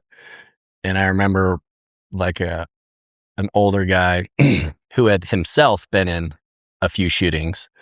And he goes, dude, there's one in the fridge. And I go to the fridge and I'm like, oh shoot, I put it there. I totally forgot that I put it there, and I remembered. And he's like, are you okay? He's like, are you okay, dude? Because I flipped out on the people in the room, like, and I left feeling like super embarrassed and like, holy shit, like something's up. That's not a correct reaction. Yeah. So, but I would have things like that would happen, and it would happen at home. And so, it would affect my home life, personal relationships. But most of what was happening is I would isolate more, and I started drinking more. It was an every night sort of thing, just to kind of. I now know it was just like numbing it. Mm-hmm. So, because I think I was probably in a little bit of a denial about what was happening. So, yeah, I didn't understand it. What I knew of PTSD was I watched in movies, and it only happened to certain people, and I felt like it only happened to weak-minded people. But yeah, I don't think humans are meant to handle that much trauma without having subsequent consequences for that. Mm-hmm. And it definitely affected me, and it affected me for years, all the way up to, I mean, recently, probably. I and I know I told you about the TMS thing. We could talk about it later, but I just don't think I knew how to treat it, Mm-hmm. and I didn't understand that PTSD is something that waxes and wanes. And I didn't know that term until my wife told me. She's like, it means it appears, and it can be heavy at one time, and then it can completely almost like dissipate, or you don't even notice it. And that's very true for me. Since 2013, it's been more of like a roller coaster of like emotion, I would say. Mm-hmm. Emotions, being able to mitigate those emotions. And yeah, I think a lot of things suffered. My work started to suffer. My relationships started to suffer. But everything, like, I truly believe that everything happened for a reason for me. I had to get to a point where it was just, it was too much. And that I remember I grew up Christian, but I became in my younger, like late 20s, I became like agnostic, then atheist. I was like, I questioned everything, and I didn't believe in anything. Even after I got shot, I tell this story, and I may have told you before. A guy that I worked with, he was Catholic, and he came to me in the hospital, and he goes, and he had his, I don't know if it was a rosary or it was chain with a crucifix. He's like, I'd really like to pray for you. And I said, no thanks. No thanks, bro. Don't do that. Like, all he wanted to do was show me a little bit of love, Mm-hmm. and like pray for me. What harm is that? But that's who I was at that moment in time. I did not want to hear that. I did not believe still. And when people kept saying like, oh, God saved you, I was like, I just did not want to hear that at that point in my life. So, but I think God has a way of humbling people that need to be humbled. And he did a really good job of that with me. Took a long time until I was at the point where I'm like, I don't really know if this is real, but help me to not feel this way anymore. I don't want to do any of that. I don't want to feel how I'm feeling. I don't want to be doing any of the things that I'm doing. I want to have a better relationship. Like if you could give me that, like, let's go. So, and that was,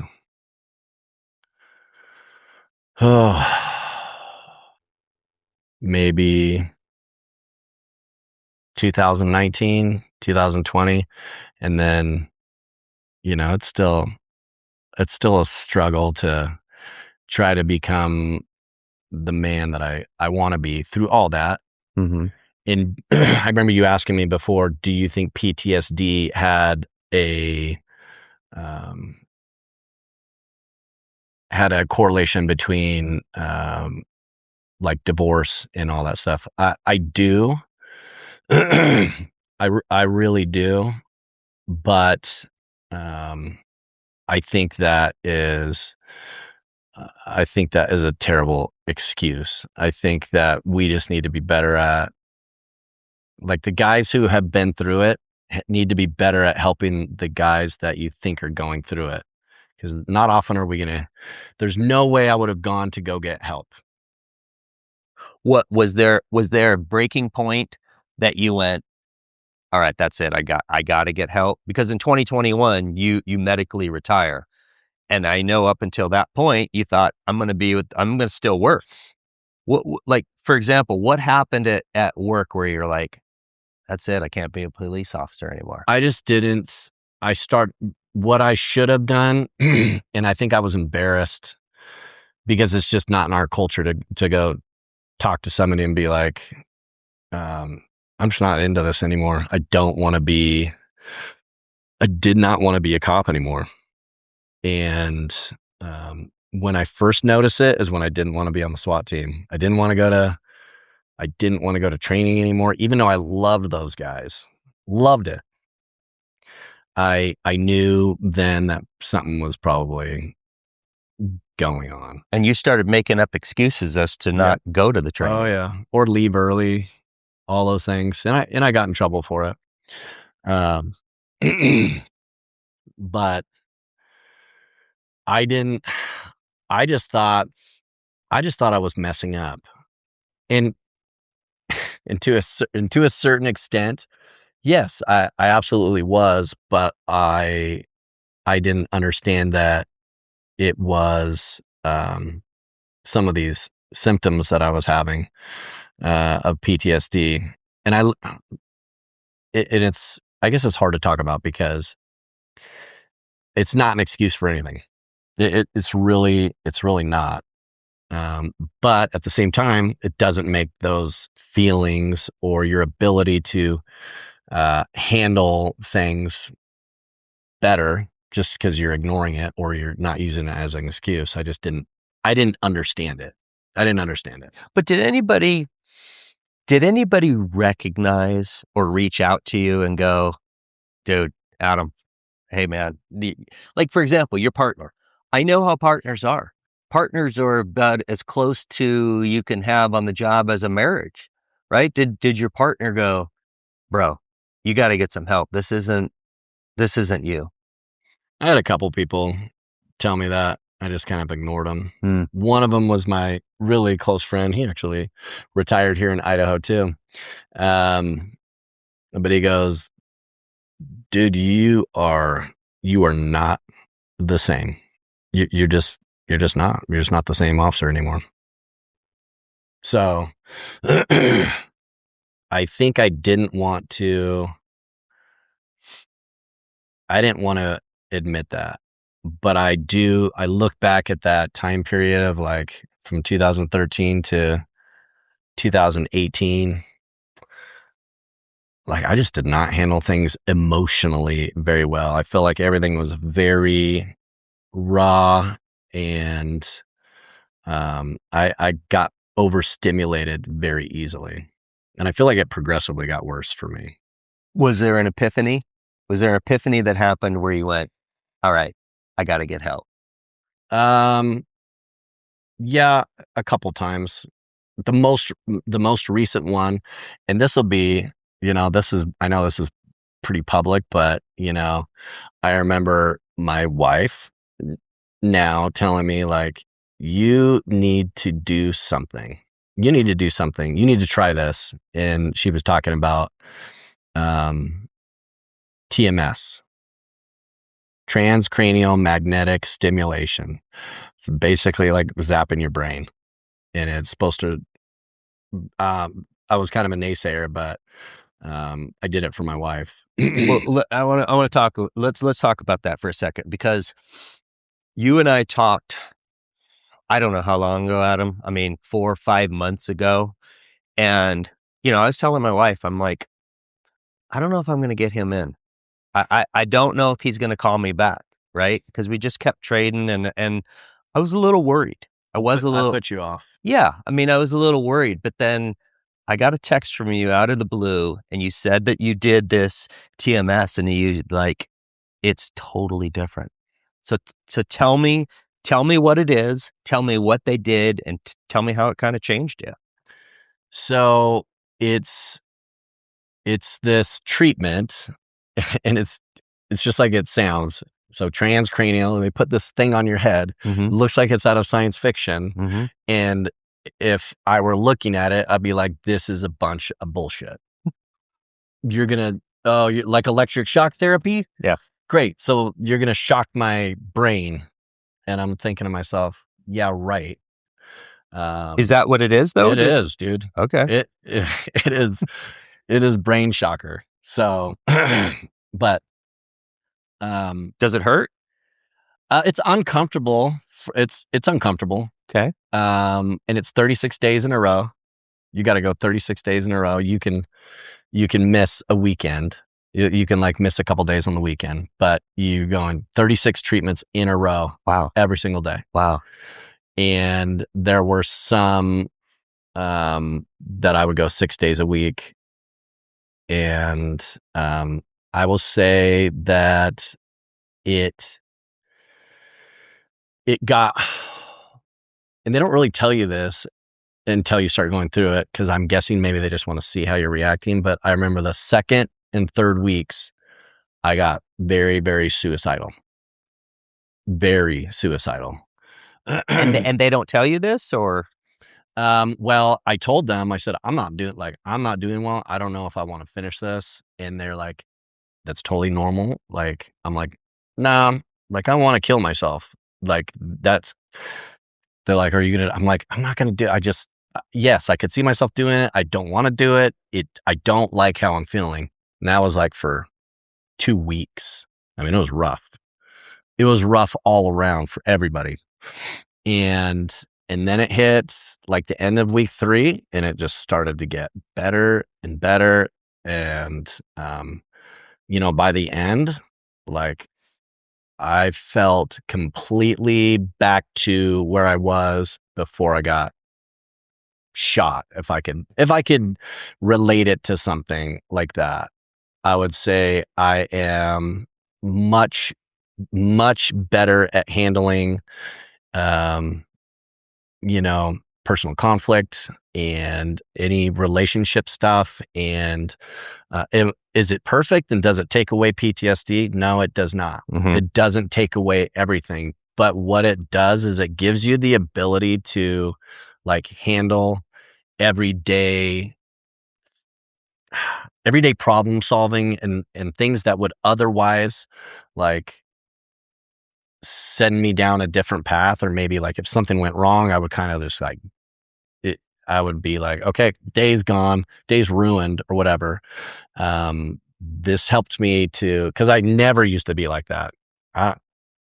Anything could happen and it would be fine. Let's move on. Let's go through the day. I'm normally pretty positive, and it's gotten me back to that state of being more positive and able to handle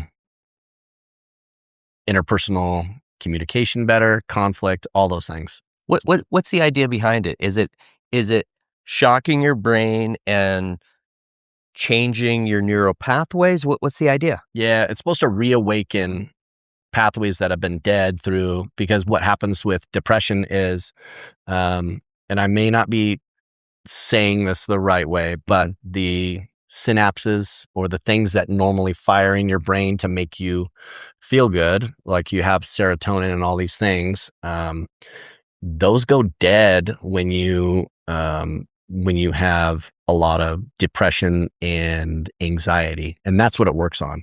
Works on depression and anxiety. It's two sides of the brain, and it's zapping them at different times. So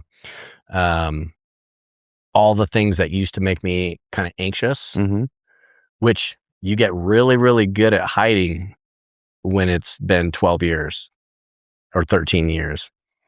You get really good at hiding depression and anxiety. And then when you feel those things, I used to just stay in the house. I used to just not go out at all unless I went out with my wife. I felt safe and comfortable doing that.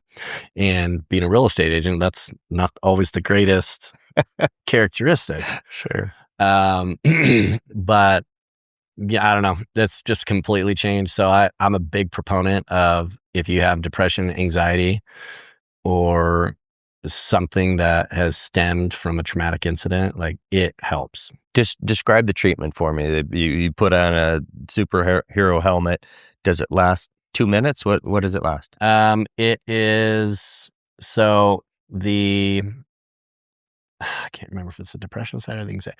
I think it's the depression side is like 20 minutes, and it's every second, zap, zap, zap, zap, zap. And it's uncomfortable. Is it like a TENS machine sort of feeling? I mean, it's like in your brain, but like a muscle yeah, thing? Yes, except for sometimes it hits a nerve, and it'll go through your eye and all the way down your face, so it can be very uncomfortable. And then the other side is like a little bit, it's the shorter side that's way more intense. That's right. So then they have a 5 minute side, or 3 or 5 minute, and it zaps you super heavy. So like I said, I can't remember which side is which. Yeah. But what's this therapy? What was it developed for? Was it specifically developed for? Specifically developed for depression and anxiety. Yeah. And I have never openly talked about it because, I don't know, like, you definitely don't do that in law enforcement culture. Oh yeah. And then as a man, you don't want to be like, to me, it's like, it's not an excuse just because you're depressed to not go out and do things. And that was me. I wasn't producing as a husband. I wasn't doing I wasn't being a good husband. I wasn't being a good father. Still got a long way to go on those things. But I knew I needed something different, and that was a game changer. Department wise, did you have to? It's been so long since we first talked.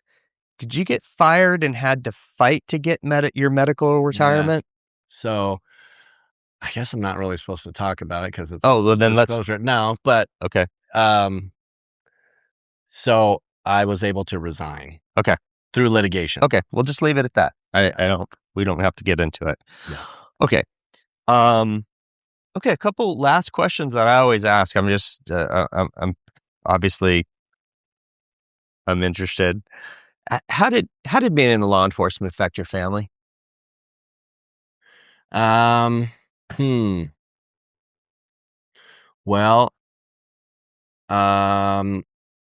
they have to deal, being a law enforcement family, they have to deal with a lot. What they don't tell you, well, they kind of tell you at the beginning, but until you live it and experience it, doing the job on a daily basis and doing all the things that you see, like, you don't want to come home. Like, you learn very quickly.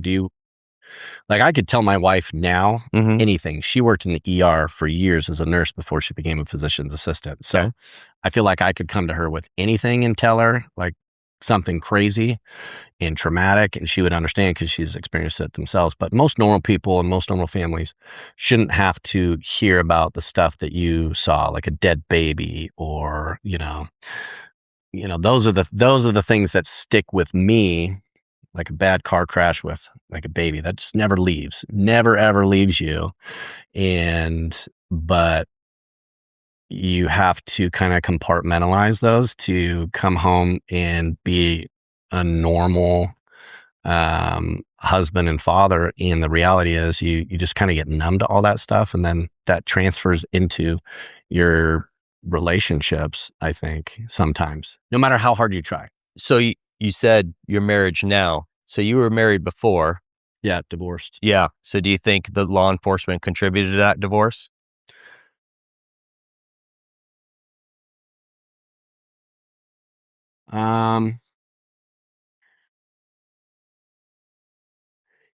Yeah, I'd say so. I'd say PTSD and not mitigating, being able to mitigate emotions and handling things and like being callous. Mm-hmm.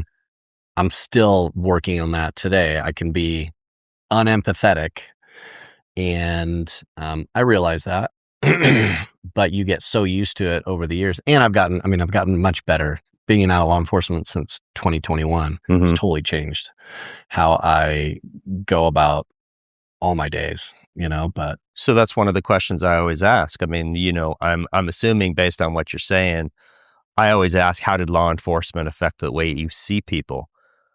I'm assuming it was a little bit jaded for you, but it's gotten better now that you've gotten out of law enforcement? Yes.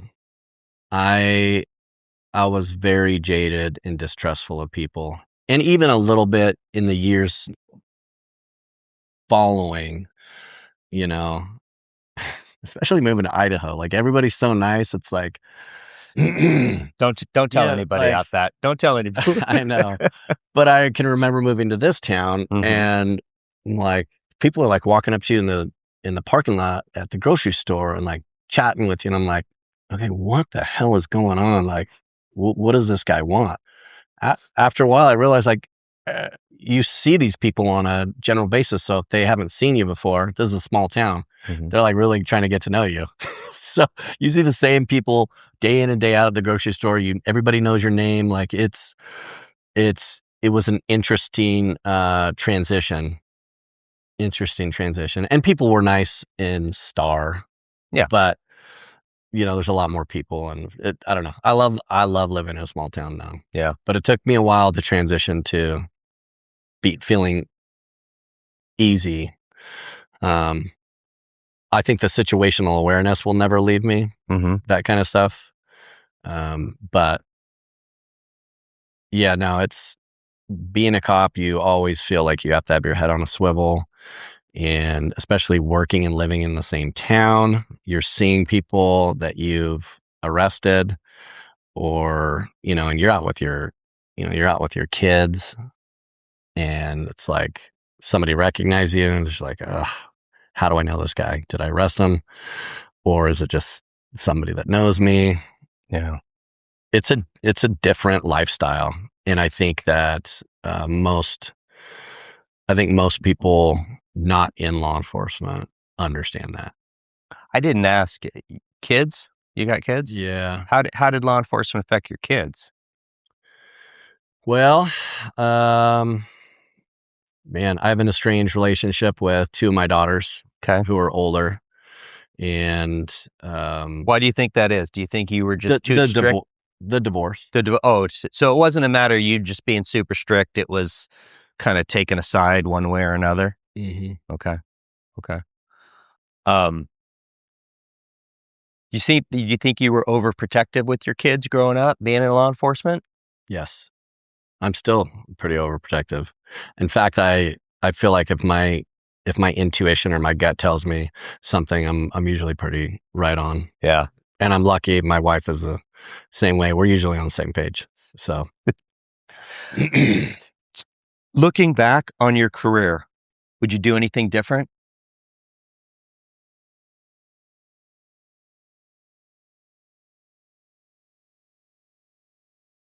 Mm. Yeah, people always say that they have no regrets, and the way you turned out is because of all the mistakes and all the things. But no, I wish I would have done things differently. But yeah, I mean, I am who I am because of all those mistakes, the immaturity, I mean, I guess it's brought me to where I am and who I am today. And I don't know if that would have happened. How about this? Looking back, do you wish you would have done another job? Like, for example, do you think you would have enjoyed homicide or narcotics or? No, No. I hated being behind a desk. I remember when I'd get injured or something with workers' comp, you'd go back on light duty and desk duty. Nah, I hated it. Okay. Hated it. Yeah. Any advice for those people watching the channel looking to go into law enforcement? Yeah, do not go into law enforcement at all. Like, why? Why would you go into law enforcement nowadays? Like, come on. That's not what I'm looking for. when people say I'm gonna be a cop, I'm like, why? Yeah. Like, do you really want to do that? And then if I talk to them again and again, and they're like, I really want to become a cop, then I will give advice and say, like, you get ready, buckle up, because it's a long life, and it's even longer for you guys now going into it. Like, if I would have done my whole career and retired when I wanted to at 50, that's great. Now these young kids are going, I was at 3% at 50. Most of the guys my age were 3% at 50. All these kids coming in now, I believe, are either 2.5 or 2.7 at 57. You're telling me you're going to be a cop until you're 57 years old? Like, give me a break. Most cops don't even make it to the end of their career now. They don't. Yeah. Not in full. Yeah. Not who they are, not who they were when they started. And there's good and bad in that. Like, being a cop has given me so much more than I could have ever dreamed. And it's also taken away a lot too. So how about this? Last question. With what you've gone through, somebody's watching you that are struggling right now with law enforcement, PTSD. What advice do you have for them?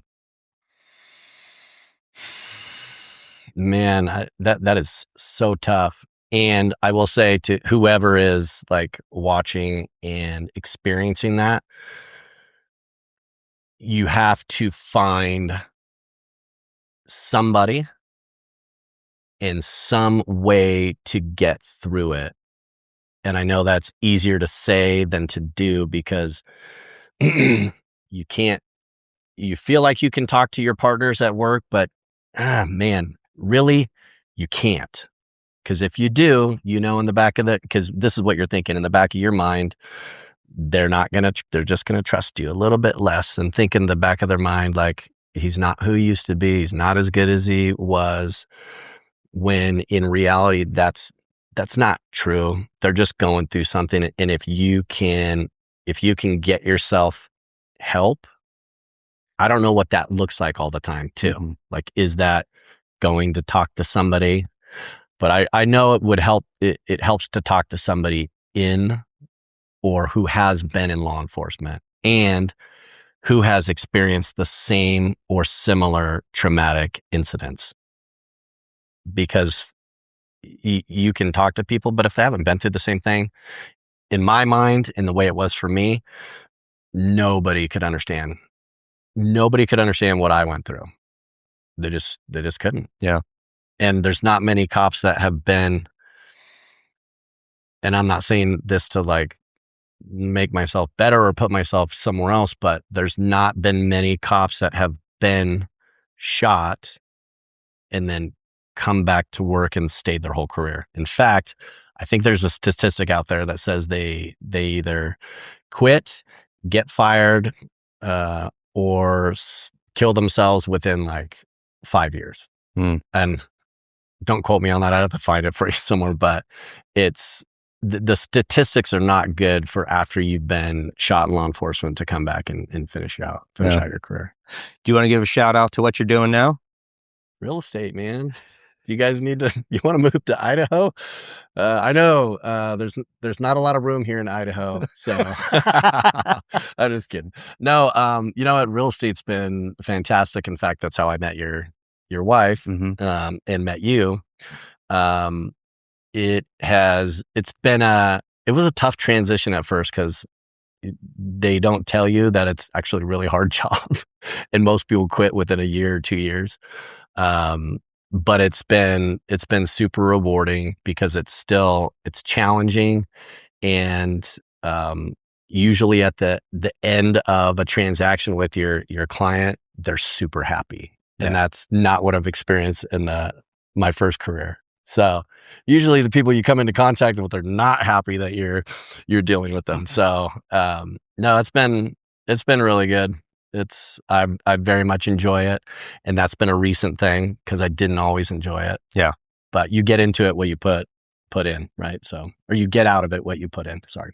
All right, I'm going to put Adam's contact information for his realtor stuff in the description of the video. And Adam, really appreciate the sit down. Thank you.